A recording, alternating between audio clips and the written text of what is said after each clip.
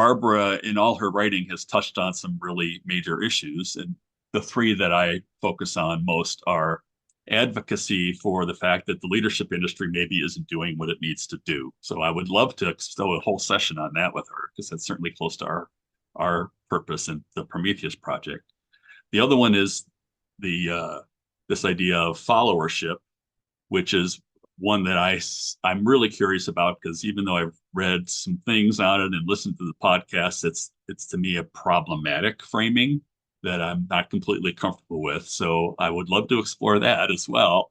But her latest book is what we're focusing on here, and that is the idea of maybe toxic leaders. She says leaders from bad to worse, which it's a timely topic, I think, in the world today for sure. And it certainly has been in many of our experiences in organizations. And so let's just hear from a few people about, what's on top of mind. What are they kind of hungry to explore today with Barbara?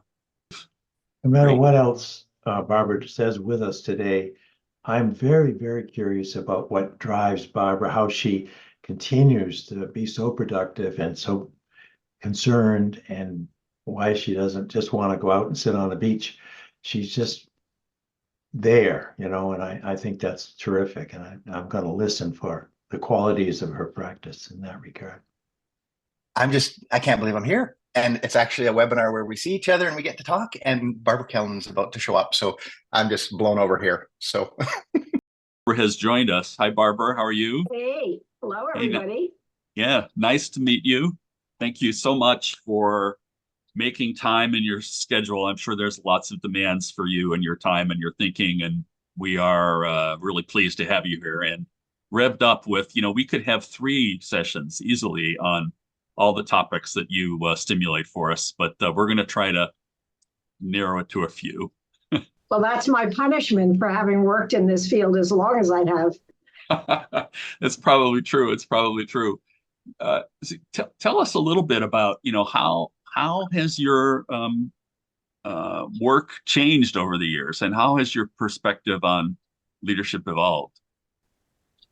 So again, first of all, I'm glad to be here. Thank you for inviting me. I don't think you can do anything for a decade or 2 or 3, which I have, without changing, because the world changes and you change. So just to give you a few quick examples, when I started thinking about leadership, which was actually in graduate school, this was several decades ago, and followers, and some of you will know that I'm as interested in followers as I am in leaders, they did not play as prominent a role, at least not in the United States of America and in other liberal democracies, as they do now. For various reasons, cultural and technological, maybe we can get into that later, they're just noisier. They're emboldened and entitled in ways they were not in times past. And I guess the other thing I would say, the way my thinking, I wouldn't say that it's changed, but it's become more focused. I don't know what you all know about me, but I've written many books and done a lot of writing and speaking. And the last book is titled Leadership from Bad to Worse. And that book is the last in what has turned out to be a series of writings reflecting my interest, and this is a deviation from the standard in the leadership industry, reflecting my interest not just in good leadership, but in bad leadership. And I understand now intellectually as well as viscerally the degree to which bad leadership is endemic. I call it a social disease. And I cannot understand now any more than I did 20, 30 years ago, why, again, what I call the leadership industry has proved, it not just is, but has proved over time, really relatively averse to looking at bad leadership. How should we think about bad leadership? How should we stop bad leadership? Stopping bad leadership, as far as I'm concerned, is as important as promoting good leadership. So I've never understood, and I understand arguably even less now, why so many of us, virtually all of us, with very, very few exceptions, ignore what I call, as I said, a social disease. I've heard you refer to, and maybe it's even in your latest book, this idea of the leadership system as leaders, followers, and context. And we tend to think of big leaders and government leaders and CEOs just as normal people in an organization. We don't have much influence there on changing those behaviors or preventing those people from rising, or do we? So tell us a little bit more about leadership, followership, and context. Why do you frame the system that way? So let me actually start slightly with the end of your question, Tom. I should tell all of you that every word, virtually every word out of my mouth, unless I otherwise specify, applies across the board. So what do I mean by across the board?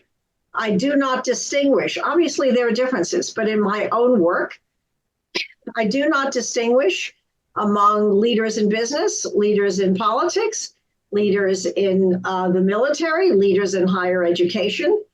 The same phenomena that affects leaders and followers in one area of human endeavor affects leaders and followers in other areas of human endeavor. Similarly, while I'm, of course, extremely interested in the differences between leadership in democracies and leadership in autocracies, the overarching points I make tend to be very much the same. Now, to go back to your question about what I call the leadership system, this is something that I really developed in an article that I wrote for Daedalus, actually exactly 10 years ago. And again, it grew out of my work. Sometimes you do some work and only in looking back do you know what the hell you've done. At least that applies in my case. So one of the books I wrote, a book I wrote 20 years ago called Bad Leadership, What It Is, How It Happens, Why It Matters. At that time, again, unknowingly, I hadn't codified this at all. I divided the individual chapters. In that book, I developed bad leadership into 7 different types of bad leadership. Without knowing it or thinking about it consciously, the way I explained it was to equally address the leader, the leader's followers, and the contexts, plural, within which leaders and followers were embedded. So over the years, again, I came to recognize 10, 12 years later, this is what I'm always doing. I may as well write it down. I may as well frame everything I do from here on in that way. And I think every book I've written since then, every time I've talked since then, every course I've taught since then has been clarifying that I do not see leadership as a single individual.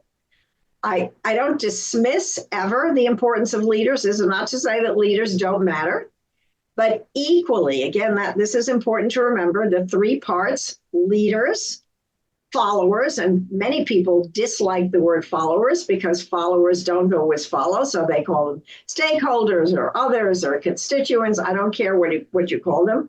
I use the word followers because in English it's the obvious antonym of leader, the word follower, and also because you can't have a leader without at least one follower, so they kind of go together.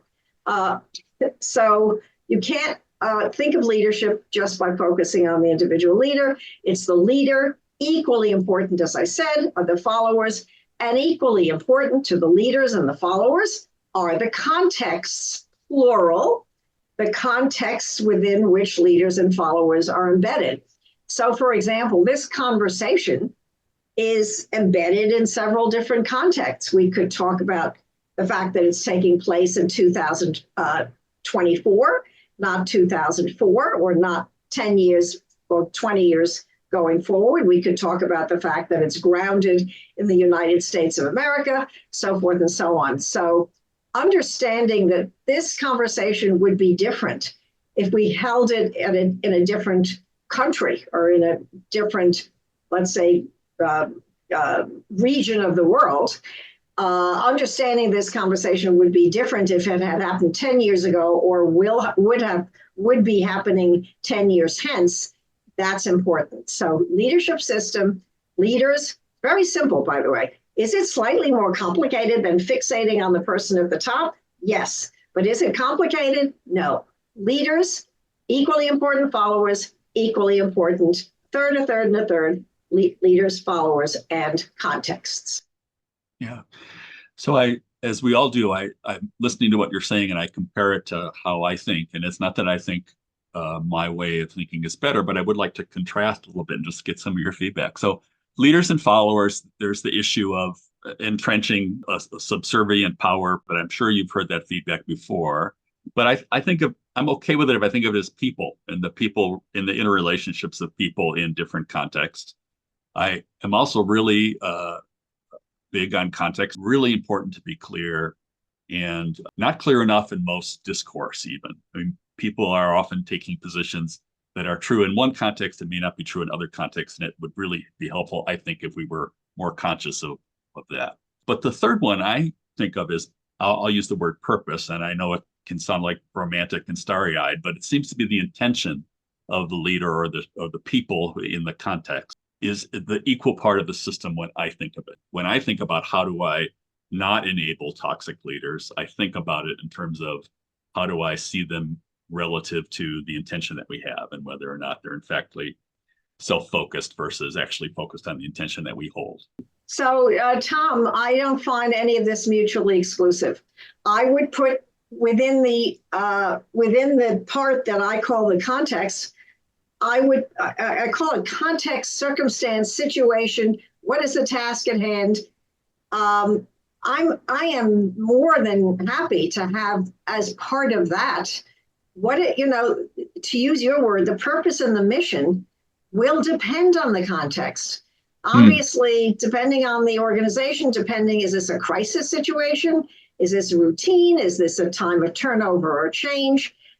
That's context. And I would argue that the mission and the purpose, I think those are the two words that you used. Yeah, purpose and intent, but belong to circumstance, context, situation, whatever language you wish to apply. So I don't see what you're saying and what I've said in the least as mutually exclusive. But let me just add one quick thing. Having been in this particular pond, having been swimming in this particular pond for a long time, I have been struck over the years by the semantic issues involving what we're talking about. You may all know that the word leader has, I think it's over 400 different definitions. The word follower, as I suggested earlier, I like it for reasons that I just said. But people, as I also indicated, sometimes hate it because followers don't follow. Followers sounds like sheep. Followers sound passive rather than active. So what I have done and what I try to do all the time obviously not in this forum because we're together only for about an hour, but if you were students in my class, for example, or if you pick up one of my books or articles, you will see that I always define my terms. And I particularly define my use of the word follower. I don't presume that my definition of the word or how I use the word leader, which is also different from how most people use the word leader, I don't for a minute presume that you should use the word leader or follower the way I do. But when I'm talking to a group or teaching a class, what I will ask of them is to please tell whoever is your audience or your reader how you're defining the word leader and follower. So the definition problem, particularly associated with follower, I addressed in a book I wrote I think it came out in 2008. That actually followed bad leadership because in bad leadership, it dawned on me you can't have a bad leader without bad followers. That book was called Followership. And I defined followers in that book as subordinates. I'm not getting it exactly right, but you'll get the message. As subordinates who usually, but not always, follow their superiors. So I left myself an out to make clear that followers don't always follow. And I try to define the word according to rank, not according to behavior.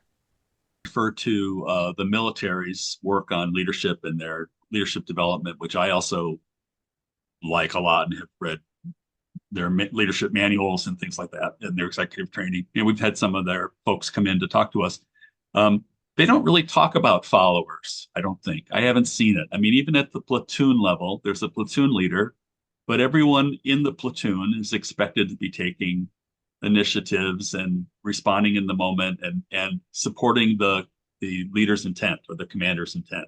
Do you have any thoughts as to why they don't? Are they missing something, or are they just choosing different language to your semantic So, point? Tom, I think they actually do use the word. In fact, in another book I wrote called Professionalizing Leadership, I talk about what you're just talking about now, which is the American military. I'm talking about, again, the American military, where I consider it actually the only American institution that teaches leadership well. This whole business of teaching people how to be a leader, frankly, as anybody who knows my work knows about me, I'm a little suspicious of it. I call it the leadership industry because it's very much a money-making proposition, and we have, not great evidence. We're dealing here in human beings, not in widgets. We don't really know how to assess this stuff exactly. So people finish courses and they say, oh my God, I'm a much better leader than I was, or now I'm a leader. I used to be, whatever it is. But the military actually does it as close to what I define as right as any organization or institution in the United States. Why do I say they do it right? And I will get back, Tom, to your question about followers in the military. Because in professionalizing leadership, I talk about how to, people have been concerned about this question that we're now talking about since the beginning of recorded history. Confucius, Plato, Machiavelli. This has been historically, since time immemorial, a profound and important question. How do we educate or train or develop the leaders who ought to be in positions of power and authority? So I have essentially argued in professionalizing leadership that we should, instead of somehow conveying the impression that if you take my course or you come to my 2-week executive program or you buy my book, you too can learn how to be a leader, that we treat it as, the reason I call the book Professionalizing Leadership is because I argue in that book that we should treat it the way we do becoming a physician or becoming a lawyer, becoming a teacher, becoming an engineer. What does that process consist of? Again, not complicated, but it's serious. It's not to be taken lightly. Step 1, leadership education. You go to a medical school, before you can slice somebody open, you need to study anatomy. So before you become a lawyer, you need to understand intellectually, cognitively understand the law. We don't have any equivalent in leadership learning. So step 1, leadership education. Step 2, leadership training, which is very simply teaching people how to have and use the skills that they will require in the situation in which they will find themselves. Again, different skills and different skill sets depending on the circumstance. And step 3, what I call leadership development, which is simply lifelong learning. The military understands that when they're teaching leadership, you can't, even if you're let's say you're in the Army and you're at West Point, you can't just teach leadership at West Point, which God knows they do, and they teach it well.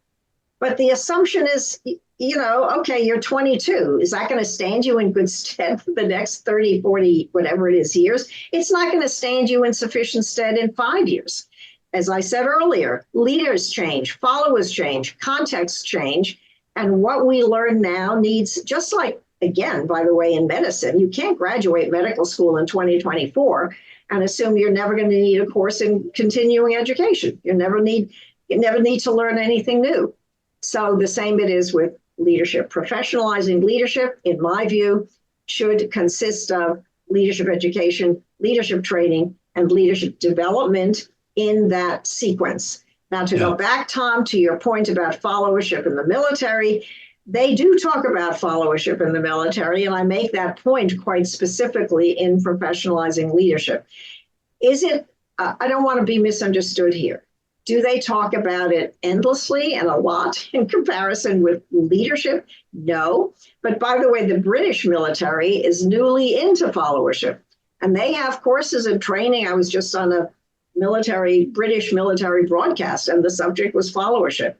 So it used to be, Tom, then when I started in this, and I would type the word followership into my computer or desktop, I would get a red line under it because it was considered erroneous spelling.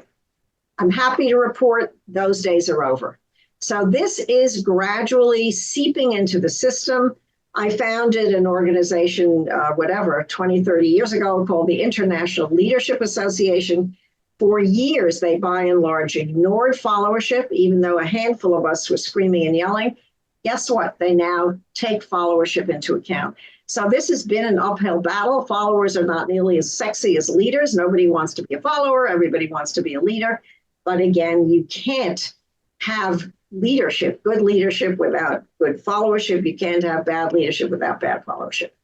Yeah. So real quickly, just a comment and maybe a short question, and then we're going to do a pulse from the group.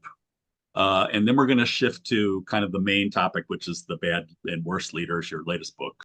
I still don't like the leader-follower paradigm or the framing, but what I do welcome is the fact that people are looking at the whole system of people and their relationships in the context of getting something done or creating something. So I welcome shifting from just talking about individual people who are like dominating the situation to everybody, and fine. Sometimes you're following, sometimes you're leading. It's great. Another session on that one, maybe next season. If I'm going to pick my favorite, this one's the one from 2010 titled Leadership. And I love it because you provide so many perspectives of what leadership means to different people over history and time. Would you write the book the same way today? Look, that was my actually arguably my favorite course that I ever taught. It was called Leadership Literacy. It was based on what I consider the great leadership literature, and that includes, I mentioned some of them earlier, Machiavelli and Plato, but it goes into Freud and into Lenin. A handful of contemporaries are included, not many. But yeah, I'm nuts about that book, and I can say it because it's not my writing. It's an anthology, and I introduce each selection. I explain why I consider that selection what I call a classic of the leadership literature. I love it. I think it is a great resource, and to this day, I never teach or speak without in some way invoking a great writer on leadership. Now, to your question, would I change it? I'd have to look again at the contents, Tom, but I can assure you either not at all, or if so, only at the extreme far end of the margin. Is there anybody else I would add? I can't think of them offhand. Is there anybody there? This is the Elizabeth Cady Stantons. I've got excerpts from the Communist Manifesto. So there are women in there. It's a wonderful book. I think the answer, by and large, that doesn't mean I wouldn't make an exception or two, but by and large, the answer is no. You don't get classics of any literature, not to speak of the literature, often. And this is the classics over the last several thousand years. I tried to make it simple and accessible, but it's great stuff, and I commend the stuff, not necessarily. The book is great, buy the book, but that's not the point. The point is the classic literature on leadership is thrilling, endlessly intellectually stimulating. Yeah, it's a great collection, and Thank you. I'm going to read it again because I pull it off my bookshelves for this session, but maybe there's some followership points in there, or some toxics, some extreme edges that we've run into in the world these days that maybe it's in there already, but that's the only thing I could think of, because everything there for sure is worth your time. So we're going to do a quick poll. Jonathan, you want to launch this? I want to learn more, and I'm good with this. A few Those of you issues. who want to learn more, do we have a day or two or three here? Oh, yeah, I know. Well, hopefully maybe we'll come back at another time. So I want to shift though now to the kind of the theme of bad leaders to worse leaders. So I I I I think it's a really important topic. And if I was going to try to summarize your point of that book, and let me see if I get it right. I think you're saying that we have a pattern and a problem here, and once bad leaders are entrenched, there's a pattern that they get worse, enabled by tactics and their tactics and complicity. I'm not sure what the book tells us. I feel hopeless and helpless and disempowered by what do I do about this situation, other than the fact that I think it's important for us to deal with the reality of seeing what's in front of our face in some. So, as I indicated early in this conversation, as far as I'm concerned, bad leadership is much more important than we generally give it credit for being. I call it not only pernicious, but ubiquitous. I also call it a social disease. In other words, I think of us as being quite good at throwing God knows how much money at physical diseases, cancer and heart disease, you name it. I think of us as being also very good at throwing money at mental diseases, schizophrenia, whatever. We're far more sophisticated, better able to manage mental disease than we were. But we, and I use the broadest we here, I'm not just talking about leadership people, I'm talking about generally, we kind of sit by and watch bad leadership unfold, whether it's in an organization or in a country, whether it's in the United States or in Russia, whether it's domestically or globally. We are somehow stunningly helpless. And if you wanted to look up, Tom, to your point about I don't know what to do here. If you wanted to look up I have heart disease, what do I do about my heart disease? Or there's schizophrenia in my family, what do I do about it? You would get, if you went online, you would get, thousands of answers. If you went online and said, I've got a bad boss, which, by the way, there is a whole literature, including online, on bad bosses, you would get some kind of simple homilies about what to do, but not much help. Now, as your question, Tom, suggests, it may be that there's not much help out there because there is no solution to this problem, that somehow it's an insoluble problem. We have always had bad leaders, whether bad is defined as corrupt or as callous or as evil or as intemperate or as nuts, however we define bad. By the way, we should get to the semantic issue at some point. In other words, how bad and good are defined and why that's a problem. Again, as I said, semantic issues riddle this field. So, there's incredibly little guidance, so maybe we could agree, without getting into politics here, it's possible that those of us on this call would agree that Putin's invasion of Ukraine in February 22 was bad, that you're not supposed to invade what has been for some years, but by then a sovereign state, to cross a border and force people into subjugation. But what's interesting to me about it is that to this day, the West is trying to figure out what the hell to do about it. How do we respond to this? By the way, the West should have been prepared, at least, this is, by the way, leadership from bad to worse, at least since 2014. This happened in 2022, at least since 2014, and I argue well before that. But in 2014, Russia took Crimea. Crimea had belonged to Ukraine. It hadn't belonged to Ukraine, by the way. This is obviously very complicated since time immemorial, but Nikita Khrushchev had given Crimea back to Ukraine, which then was one of the Soviet socialist republics. So when the wall fell and the Soviet Union broke apart, Crimea stayed with Ukraine. In 2014, Barack Obama was American president at that time.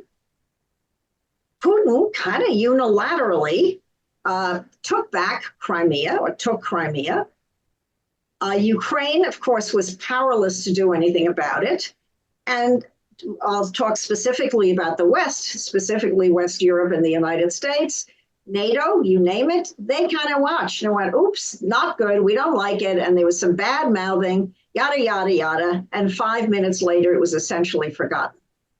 Was it predictable, apropos my theory of from bad to worse, that Putin, assuming he stayed alive and in control, would at some point try to slice off another piece of Ukraine?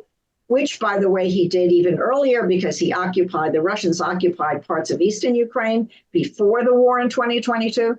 But it's an incredibly telling example of there's bad leadership and we have no idea. The best and the brightest, whether it's foreign policy minds or minds in an organization or at the company, the workplace where you work, we're going, oh my God, there's nothing much to be done. Now, of course, there are exceptions to this rule. There are famously whistleblowers and so forth and so on. But I think, Tom, what I above all wanted to do in this book, I end the book with some things people can do. But I hate myself for doing that. It's, one does that these days because that's what publishers want. That's what people want. We want easy answers to impossibly difficult questions. It's why so many leadership books are essentially self-help books. Read these 7 lessons and you too can learn how to be a leader. But this is impossibly complicated stuff. Anybody who sells you, including me at the end of the book, as I said, I have several things you can and should do. I don't mean for 1 second to send the message that getting rid of a bad leader is easy. All I aim to do are 2 things with this book. One is point out that unless bad leadership is caught early, it is almost certainly, nothing is certain in the world of leadership, but it is almost certainly going to get worse. Bad leaders, let's say a corrupt leader is unlikely to wake up one fine morning and say, golly gee, I've been corrupt. I need to change my ways. That's not bloody likely to happen.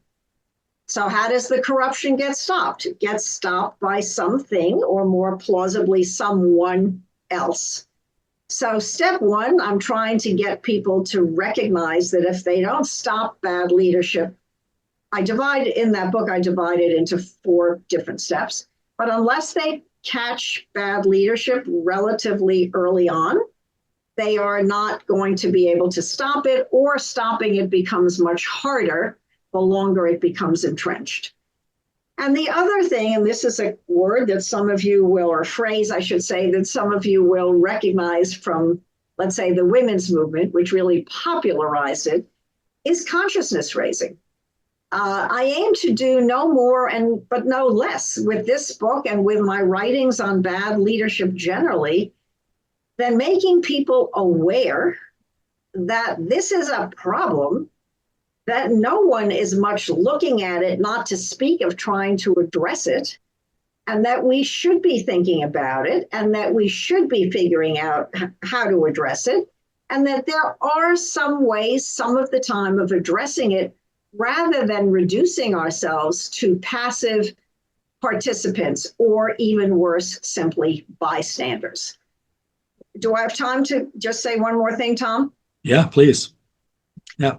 So I just want to point out to those of you, some of you may know this, but for those of you who don't, the literature on followership, as I said, when I started using the word, let's say 20 or 30 years ago, it wasn't an accepted word according to my technology. But in fact, the study of followership does have a history. And arguably that history goes back to the 1960s, when a bunch of social scientists, American social scientists, some of whom had been, some of the most prominent of whom had been emigres from Hitler's Germany, asked what became, as the late 40s became the 1950s into the 1960s, asked what became a screamingly obvious, with the passage of time, question, which was not about Hitler, but it was about how could so many Germans have followed a man such as Hitler? Again, Germany was a cultivated country. We understand all that. We understand the humiliation after World War I. We understand the depression of the late 1920s and early 30s. Still, how could such an evil leader, a leader as evil as Adolf Hitler, have generated such passionate followership and so much of it? And, that period gave rise to several experiments, several books, several studies, all of them drawing attention to the importance not of Adolf Hitler, but of his acolytes and his enablers, you name it, with people who supported what in retrospect was obviously one of the worst leaders of all time. So it is that period, and some of you will have heard of the most famous experiment of all, Stanley Milgram's obedience to authority. That is the question that experiment sought to address. How can it be that ordinary people, perfectly reasonably nice people, will do to other people awful things? So Milgram's obedience to authority, that period, he and his colleagues of that period, broadly defined, drew attention to what I extracted from that, which is that followers matter every bit as much as leaders, and you cannot understand bad without understanding bad leaders, without understanding bad followers, or at least the role that bad followers play in allowing bad leaders to get away with being bad. Yeah. So if I can summarize, maybe, in complex topics like this, there's lots of ways to do it. But two of the contrasts for me is, along the timeline. By the time it's clear you've got a bad leader and becoming worse, how do you deal with that situation, even if you can? But the other one clearly is like, how do you prevent that situation from evolving in the first place? So it's like, on a micro level or a local level, how do you take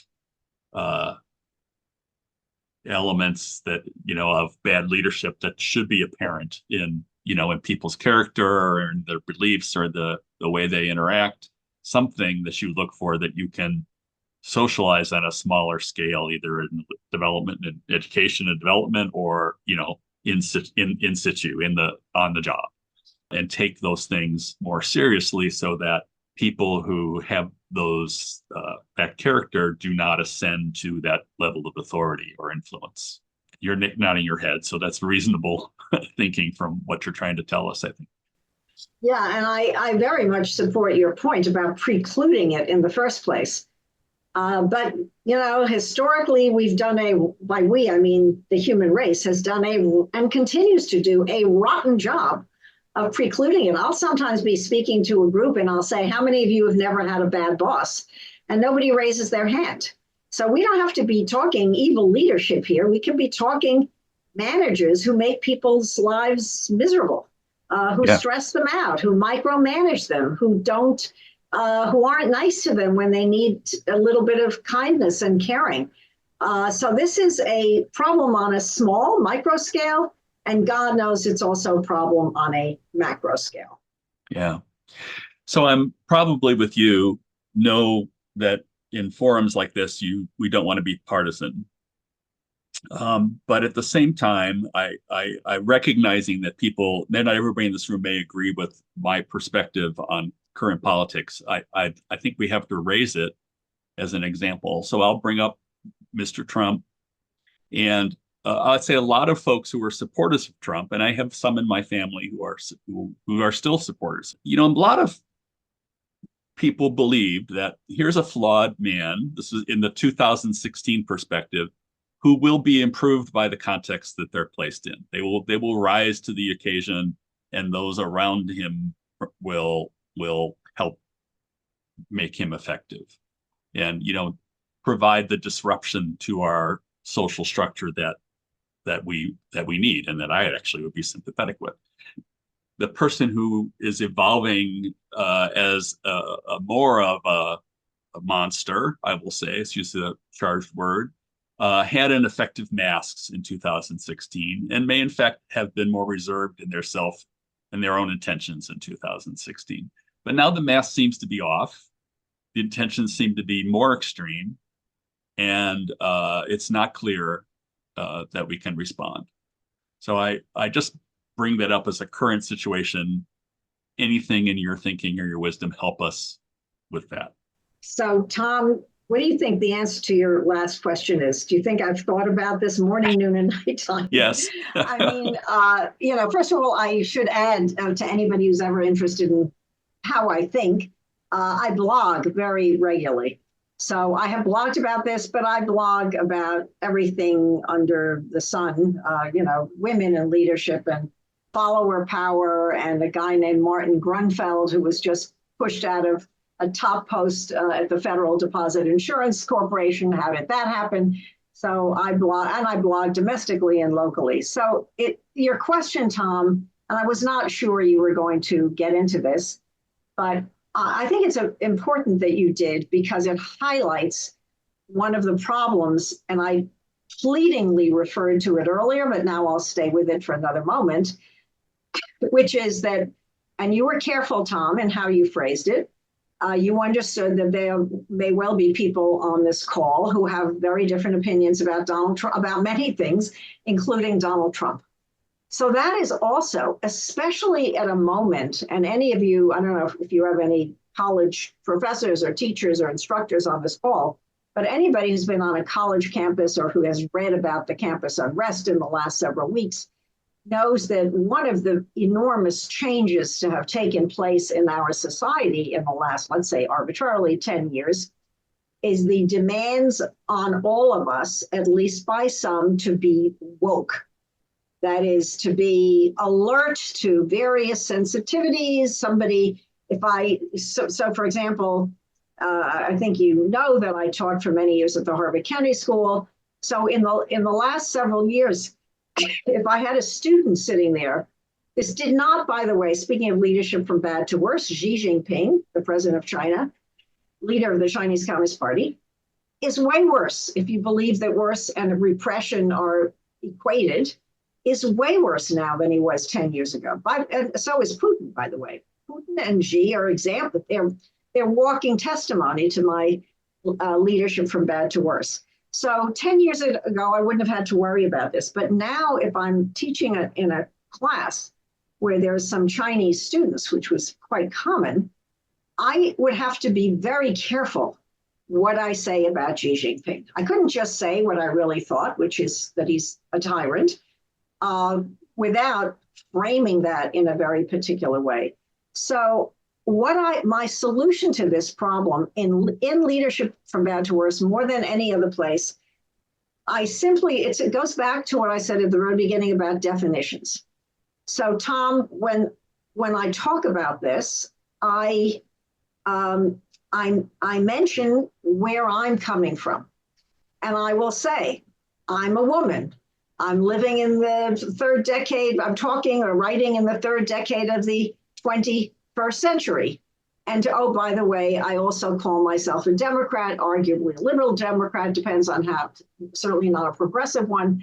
And ergo, when I say something negative about Donald Trump, I am saying it with these biases. I recognize that by claiming my identity, I'm also claiming certain biases. So again, we could have obviously 1,000 hours about not just Donald Trump, but I'm going to go back to the leadership system here. I wrote a whole book about this too. One of my recent books was called The Enablers. And it was about the people I considered Trump's enablers, particularly during the pandemic. By the way, even though he's disavowed him since, Mike Pence was arguably highest on the list during the 4 years that Trump was in the White House.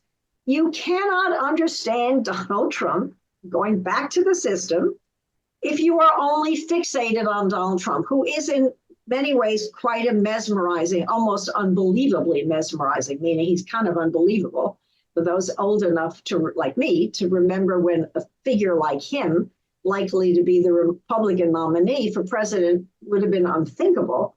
But you cannot understand this moment in time only by focusing on him. You must also look at, I know, Tom, you said you had some problems with this framing, but I'm going to stick to my own framing, as you will no doubt stick to yours. You cannot look at him without looking at his followers. So who am I talking about? Much the most importantly, Trump's base, that large number of Americans who have made clear that they're going to stick by him no matter what. I say they're the most important because the rest of the cast of characters, Republican senators, Republican governors, Republican members of the House, in other words, other officials, funders, you name it, it is the base that they feel they must, I don't know if obey, maybe follow is a good word. It is the base that they're bearing in mind when they're so aggressively supporting Trump. Someone like Marco Rubio, for example, we know that originally in 2015, he hated Trump. Or Mitch McConnell, an even better example.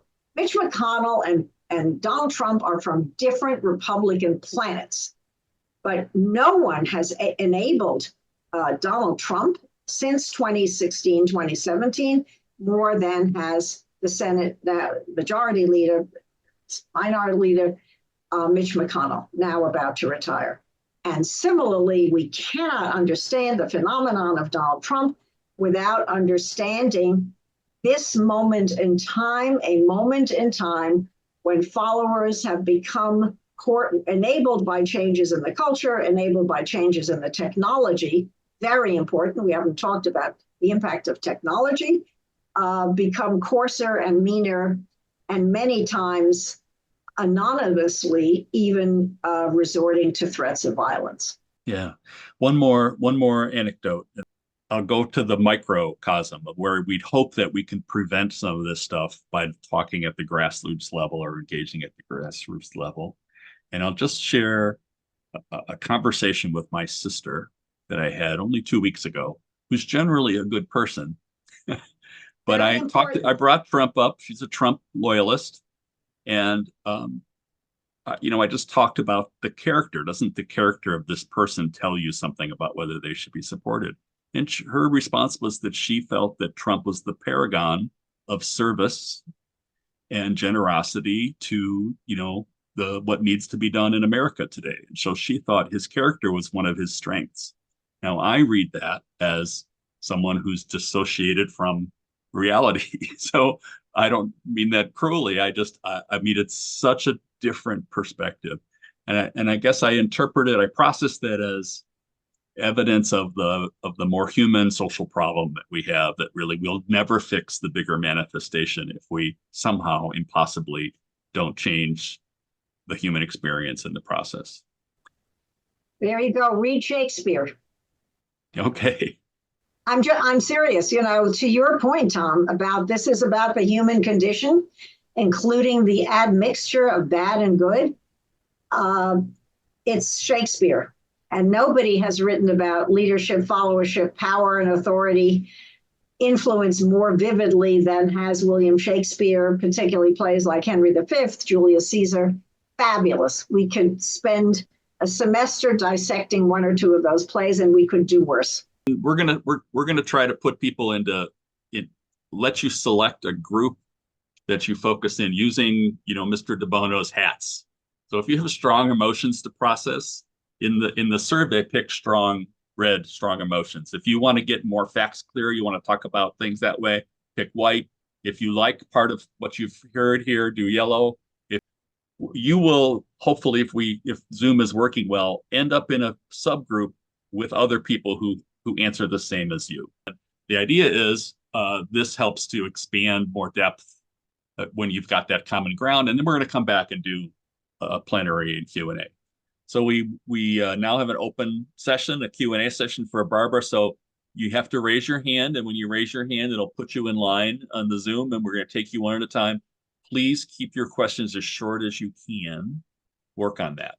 And Dave. Our group had a great discussion, and in the last few minutes, we began to talk about post-heroic, post-leader leadership, getting past our centuries-long need, it seems, to project our own needs on a particular individual and then ignore everything else about them. But Barbara, this is probably a standard question, but what's beyond leadership as we're teaching it now? So if you don't mind, Dave, I just want to respond to your post leadership or your not your post, but your hero leadership point, your original point. I'm looking for, oh, there you are. I was looking for you. You moved on my screen for your post, your heroic leadership point. I will simply say that, number one, I agree with you, but also more importantly, that Sigmund Freud agreed with you. He very much, you can go back to the need for God. I'm not trying to pretend here to talk about religion, but Freud claimed we all have, and this is his phrase, a thirst for authority. And I think there is something to that. And I think when there is too much disorder, that return to the thirst for authority kicks back in. So I think it's a really important point. And it is, by the way, related to the second part of your comment, which was really a question. Look, I don't have a crystal ball. In 2012, I came out with a book that is called The End of Leadership. And in that book, I was pretty prescient. I prognosticated a fair amount of what has happened in the 10, 12 years since. What I did not, however, prognosticate is that, as The End of Leadership kind of predicted, the rise of the ordinary person, that is, the rise of the follower, the rise of the constituent, the rise of whatever the stakeholder, the emboldened. Well, let me go back to the campus protests, where it's not only students who protested, as you all know, and some faculty, but administrators and parents and donors, and the press got into it, and Congress got into it. In other words, this cacophony of those I label followers, because they're expected kind of to go along. If Congress doesn't go along with the president of Harvard University or with the president of MIT, if parents are forever weighing in on their college students' education, if donors are saying, if you don't do what I want you to do, I'm not going to give you my promised $500 million. If there's too much of that, and this I did not prognosticate, if there's too much of it, guess what happens? There's an increasing level of disorder. And to go back to ironically, you coupled your two comments, or interestingly, to go back to the first part again, when there is too much disorder, our tendency, I mean humankind's tendency, is to look for a strong man, to look for somebody who will restore order. We're not comfortable with disorder. We scream and we yell and we want to create disorder, but if too many of us scream and yell too much of the time, this is not good. So I think what I didn't appreciate when I wrote, sufficiently appreciate when I wrote The End of Leadership, which I, still is I think, quite interesting book, is the degree to which people need to understand, and I'll talk about the United States. We don't have civic education anymore. A lot of discipline is out the window, yada, yada. You've all heard this before. But being a good follower, being a good citizen, being a good employee is not just about rights. It's equally about responsibilities. So there you go. So what does the future hold? If we don't behave ourselves, we could be in trouble. I'm gonna Basir, I'm gonna go to Vineeth because he's new. His first time he's come to our group here, and so I want to hear from him. So, your question, Vineeth, or comment? Thank you, Tom. Thank you, Basir. So Les, Wendy, and I were in a breakout room, and we were talking about Barbara's thoughts, and we were very interested in, we talked a lot about, the enabler aspect of thing and how enablers probably contributed to making bad leadership worse. But the question in our mind was, what makes good leadership better? Can enablers make good leadership better? In the same Putin analogy, you look at the flip side of the coin, is Zelensky a good leader?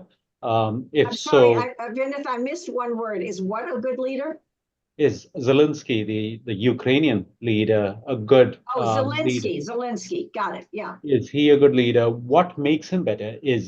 Does he have enablers? Or if enablers are driven by emotion, is it diversity of thought that makes Zelensky better? So open question. It's essentially, what makes good leadership better? Yeah.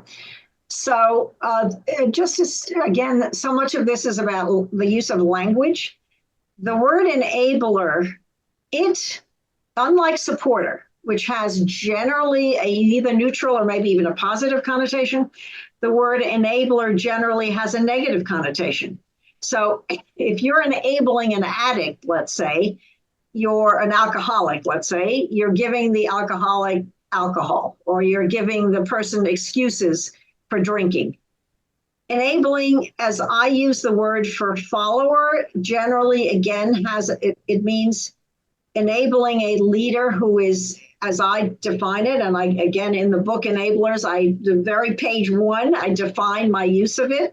So I see it as that word per se, I see generally as a negative word. But your point is an important one. When do followers play a supporting role? When are enablers, to switch it around, what is a good supporter? What is a good follower? And I have written about differences between bad followers and good followers. There are some very basic rules. So one basic rule is, if you have a bad leader and you want to be a good follower, you should try to oppose the bad leader. Conversely, if you want to be a good follower to a good leader, what are the kinds of things that you have to do or should be doing? And they are multiple, and they generally fall into the category of doing what you reasonably can. By the way, the words good and bad, I should mention, I define them generally, to simplify it and make it less fraught with disagreement. I have 2 axes. One axis is bad as ineffective. So the axis is from ineffective to effective. And the other axis is from unethical to ethical. So bad leadership is unethical and good leadership is ethical. So a good follower, a good supporter, a good citizen, a good employee will do a whole host of things. There's so many ways we can support leaders or managers who are good. One is, for example, truth-telling, trying to level with them. Of course, the leader or manager has to welcome that, has to make clear to his, let's say, employees or subordinates or whatever, that they are open to hearing criticisms. And again, all kinds of support can be rendered, but I take seriously the supportive role of the good follower when there is a good leader. Thank you. By the way, something we didn't touch on is what motivates followers. What is in it for them, whether they're good followers or bad followers? What are the rewards for them of behaving in a certain way, which is a whole other kind of litany. In other words, for example, what does the base get out of following someone like Donald Trump? Yeah. Someday maybe we'll talk about as 3 leaders' intents or 3 motivations in our leadership framework. Be a great topic to bring folks together. You would be fun in there. Basir, you have a question? Yes, please. Barbara, it's a wonderful lecture interaction, but most important of all, I can imagine how much you must have been amused with the rise of Zelensky. I can imagine the Russians definitely not having a SWOT analysis or strategic intelligence about him. Talk about strategic surprise. So when we think of humor, if you go back Zelensky 5 years back, So how did he become a leader as a journey of the hero? So, you sound like you know. May I ask you where you're from? I'm Turkish, but I've studied in the US and I'm a crisis management foresight practitioner and stepped on the foot of the Russians in 2012, 2013. So it was really not a surprise for me to think Oh, that. for heaven's sakes. By the way, that Erdogan is one of the leading figures in my book, Leadership from Bad to Worse. So I'm not sure Yes, if you I would agree. agree Yeah, with it, I but I agree. have 4 main characters in that book, and Erdogan is absolutely one of them. He was a very different kind of leader 20 years ago, and even 15 years ago, and 10 years ago from what he has become. So he's another I poster agree. boy for the kind of argument that I make in that book. So interesting. Thank you for I volunteering the agree. information. Zelensky is, my God, is he a fascinating, I often, and you guys often, you're interested in leadership, you must often get asked the question of, are leaders born or made? I've been on a lot of podcasts recently, and that's a question I've been asked at least several times. So he is a perfect example. He was, as most of you will know, Zelensky, Vladimir Zelensky, was a comic actor. I mean, this is a guy who wasn't even a politician, not to speak of a military official. He was a comedian. He had a series on television. So you look at him and you go, are leaders born or made? And you go, that sure as hell he wasn't made a leader, unless you want to argue that he was made by the moment. He had been in office only whatever, a year or two, I can't remember exactly, but briefly, not very long. And he finds himself in this insane, and as I said earlier, really not only unpredicted, but the West was just completely unprepared. There had been warnings, as many of you will know, before the Russians actually attacked, but they were only made maybe 8 weeks previously. It's not as if there had been warnings, although people had read my book, they could have predicted this would happen, but nobody read my book because it wasn't written at the time. But he is an incredibly interesting example. So for those of us who are endlessly interested in this stuff, it raises the question of what, there's a wonderful phrase. I don't know if any of you ever read a book by Erik Erikson, who is a and I see, Susan, that you're going, yes, I know Erik Erikson, a psychoanalytically inclined psychohistorian. And he talked a lot about the man meeting the moment. And I would argue that whatever Zelensky lacked in leadership training or leadership planning, he somehow had a bunch of characteristics, including showmanship, including the presentation of self, the way he used his body and his dress and his skill with words and images to project strength and security at a moment when Ukrainians felt incredibly weak and insecure. So in an odd, totally unpredictable way, his background fed into that moment. Now, whether it has lasted long enough, where we are now compared to where we were in February 22 is a different kind of discussion. But he's an example of a leader who, at that moment in time, and at least for the 1 year following, seemed born to play that, pardon the expression, leading role. So he's a really interesting example, but as you know, as well as I, that story remains fully to be written. We do not yet know how it's going to be played out. But for those of us interested in European politics, damn it, we need to pay attention. Attention must be paid, as Arthur Miller said. Attention must be paid. So, Yeah. Very much. Rose? we're probably going to make that the last question, Tom. Okay. Thank you, Barbara, a fascinating subject. So I'm going to perhaps not disagree, but challenge the followership model. And I'm speaking from direct experience. I believe I was a good follower by the end of my career, formal career. I became a leader of a large organization, but I worked for a very bad leader. So I did the self-reflection I tried to speak to him respectfully and to point out, the problems. I tried to ask others were they experiencing the same things. I went to HR.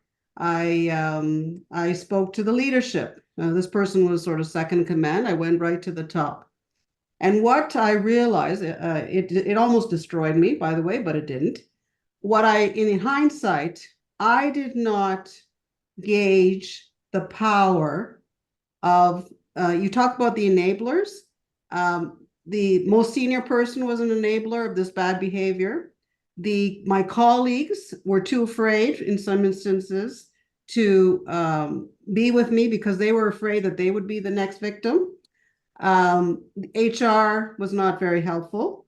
And so I don't disagree with your tenants, but I think we need to appreciate those forces for which we have no control. So I don't know any comments or advice you might have on that. Rose, I am not only do I appreciate your comment, I welcome it, because if I did not communicate the message that you are now very, very clearly sending, I didn't in this hour and a half that we were together communicate well enough. I write all the time and I say all the time, do not mistake that this is easy. It is not only not easy, it is often costly. And I make very clear, again, every time I speak and every time I write, do not be under the illusion that this will keep you out of trouble. And sometimes I talk about the whistleblower and how risky, highly risky, and potentially highly costly, legally and financially, as well as professionally, personally, politically, you name it, it is to be a dissenter. So early on, you are not disagreeing with me, and maybe I didn't communicate your point well enough, but God knows I did in leadership from bad to worse. And always I make that point. Sometimes you're trapped. And sometimes, there's a wonderful book that was written years ago called Exit, Voice, and Loyalty. If you don't have a voice, you may just need to get out. If it's a place of employ, and you have looked around, you've scanned the place, you've done, and many people will not even go to the trouble. Most people will not go to the trouble of what you valiantly tried to do. Then you need to get out. You need to recognize the reality. Now, by the way, if you're talking about a country, you also need to get out, which is why a lot of Hong Kongers who read the tea leaves, China is going to, get increasingly aggressive, which of course they have, they left. And a lot of Jews in Europe left. Now, a lot of Jews didn't, and a lot of gays and people who saw themselves as persecuted couldn't, for various reasons, get out, or didn't want to, for various reasons, get out. But in general, if you don't feel you can make a difference, you need to get out. And I assume, Rose, from what you're saying, I'm not sure, I've never met you before in my life, but maybe that was the conclusion you ultimately reached after trying your level best to change the situation in which you found yourself. You decided you couldn't, it was too dangerous, too risky, too costly, and you got out. But one more comment, Rose. You sound as if you spoke from or tried to address this from a position of relative power. I am sure there are many people in many organizations who don't have as much power, authority, and influence as you did on that occasion. They have to be even more careful if we're talking about the workplace, especially if, by the way, they need the job. So couldn't agree more with your point, and I appreciate your adding it. Great. So I think that we've run out of time. Barbara had let us know that she has another appointment. She has to leave it at now. So again, Barbara, thank you for coming. Wonderful topics that we find challenging for us, and also move us forward in terms of our thinking about who leaders are, what leaders do, which is why we're here. So thank you very much, and we hope you come back. Tom, and thank you to all of the rest of you for your participation. And I'm glad to have met you, albeit only virtually. So thanks so much to all of you. Bye-bye. Yeah, thank you.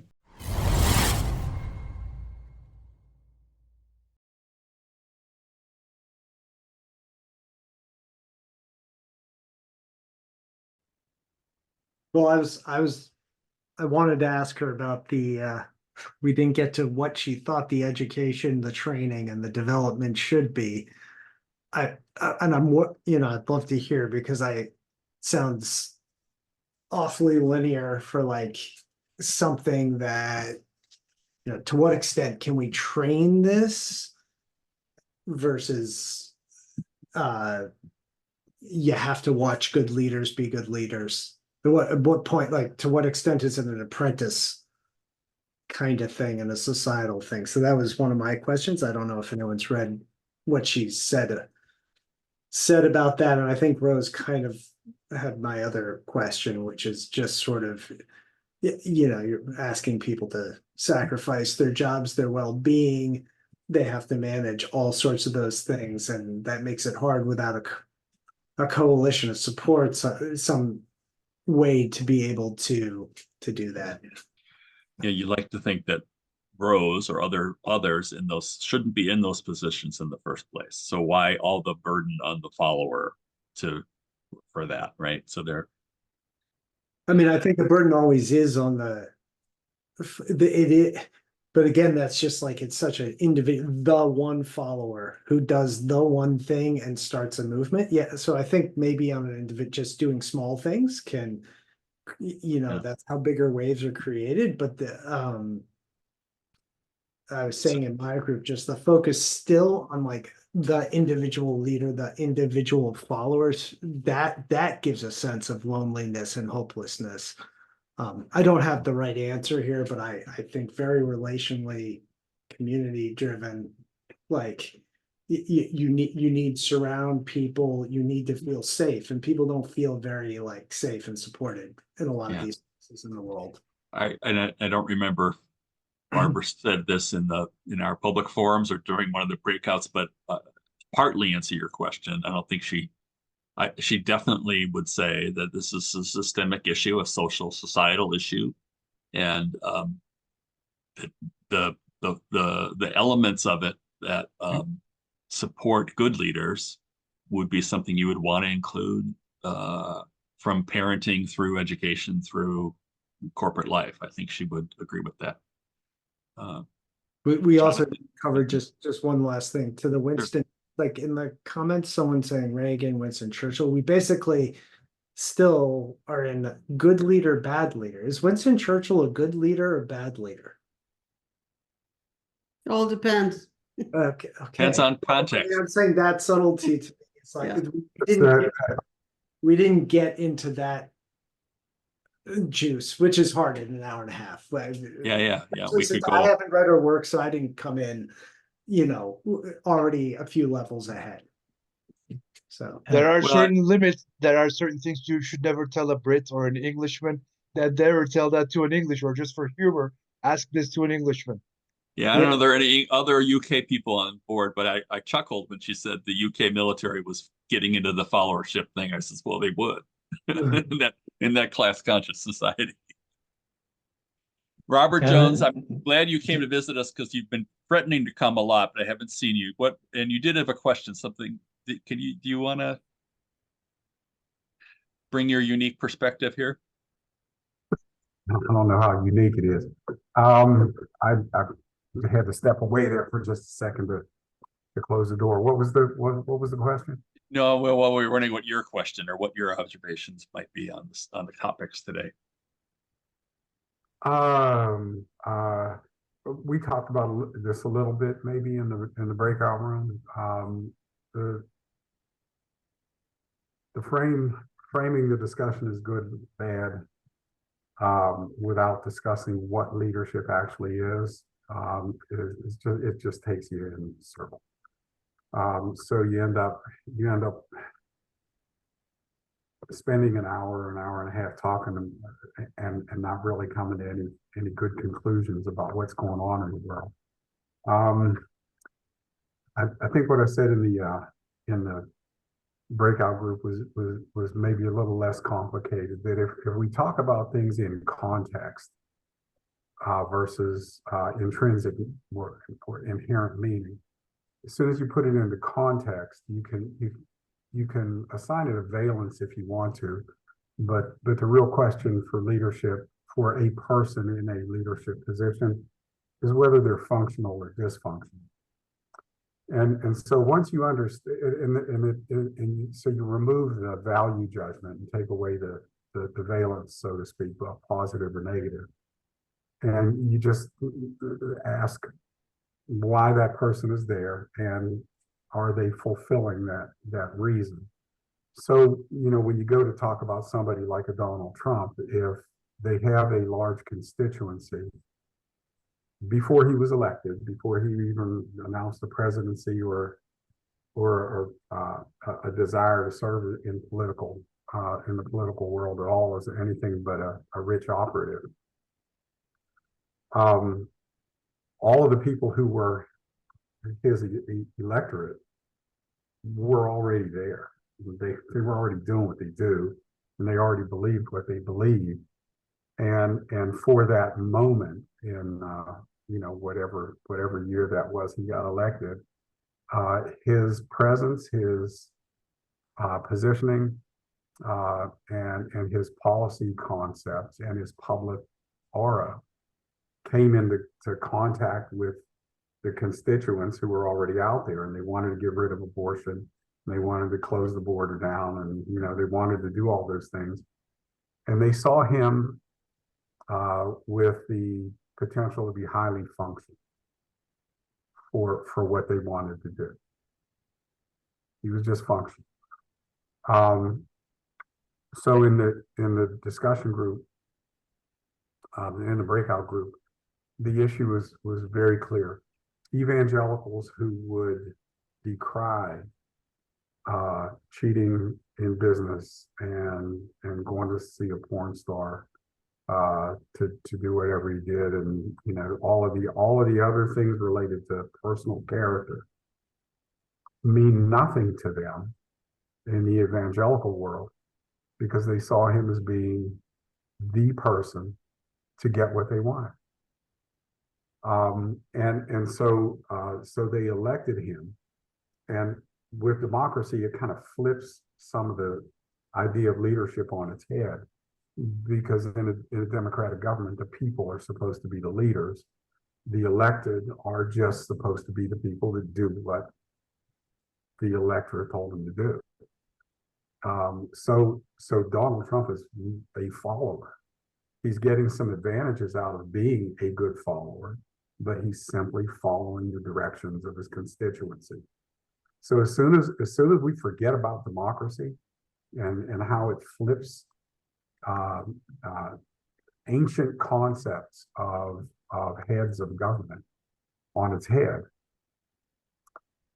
then we get into these muddy discussions about what's a good leader and what's a bad leader, and what are moral judgments as opposed to factual, objective accomplishments of the purpose for being in the chair. And then you end up, hitting the close the meeting button without really understanding what we've been talking about. So the issue becomes, to get it out of as soon as you put, again, I'll say this again, as soon as you put, leadership in a little box and say, in this box, what does a leader look like? You end up with answers to those questions. They're not generalizable to a larger frame. So now what you've got to do is get up to what you might call non-contextual, or at least a higher level, where you're asking, really, what is a leader? What does leading look like? What does a leader do? What does leadership consist of? And frankly, nobody can do that, because we've completely screwed up the language of what leaders and followers meant. In the language, it's just wrong. It's backwards. So we end up having a lot of circular discussions, and people write a lot of books and stuff, and we still can't define what a leader is outside of a given context. So so if I had to frame my question on this from the very beginning, it would have been, what's the definition of a leader? you take out context, like water or running, you know, if you can define those things as nouns or verbs. When you hear the word leader, what does it really mean? And if you just go back to the Greek and the Latin from where those words came from, you'll get a real good understanding of what it was supposed to mean and how it was conscripted by the literati of leadership, more or less, and really turn on its head so that you can't really understand it. Yeah. Well, we agree with you that you have to have it. We would be better off if we had a clear, shared idea of who leaders were and what leaders do. That's what we do here. So we strive to create here in the Prometheus project. But I'd say it wasn't. It wasn't really what Barbara was thinking of, a specific probably dynamic of what she sees. So whether we agree with it or not, it's not really the point. We wanted to understand her perspective. Yeah, there's a different question. Who leaders are and what they do is a different question than what is leadership. It's not. Okay, we should have a side conversation because we think that's how you break that question down. Because leadership is leaders and what they do is how we would answer that. What leadership is at the highest level, but we don't have time to understand each other and explore that right now. Anybody else have anything else?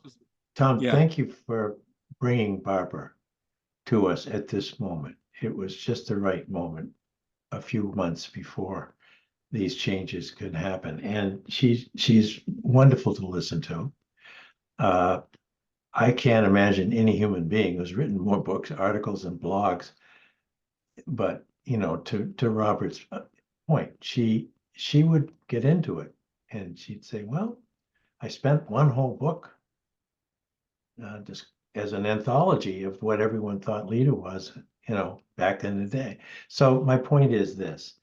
Thank you for this. This is what Prometheus means to me, what voices mean to me, no matter whom you bring, but you brought a really influential person today. Thank you. Yeah, well, thank you. And this is we usually have our commercial. This is our last session of the season. And we'll be working on, I've started to write notes and trying to get other interesting people to come. So always open to having some ideas and other folks that we could bring in, especially if you have some connection to them and you could get them to give us some of their times. I think we're good for now. We're at the top of the hour. Thanks everybody for joining. Thanks for the new folks for joining who we haven't seen before. And we'll see you in September. September 10th is our first one with Ellie Snowden. That's Dave Snowden's daughter, who's an anthropologist. She describes herself as the nice Snowden. So we'll see. Well, Tom, this was a great season. I've been to, I think, to almost every session, or maybe I missed one. I encourage everyone. I'm not a spokesperson for him, but this is a really great group for interesting speakers and good discussion. And you're probably leaving thinking, oh, we could discuss this for a few more hours. So great job, Tom. Yeah, that's the idea. We'd love to resolve some of these things, but we do it one little step at a time. So thanks, everybody. Have a great summer and reach out on LinkedIn or the community space, however, at any time. Thank you. Thanks, Tom. Thanks, Tom. Thank you. Thanks, everybody. Thank you, everyone. Thank you. Wonderful. Wonderful. Thank you.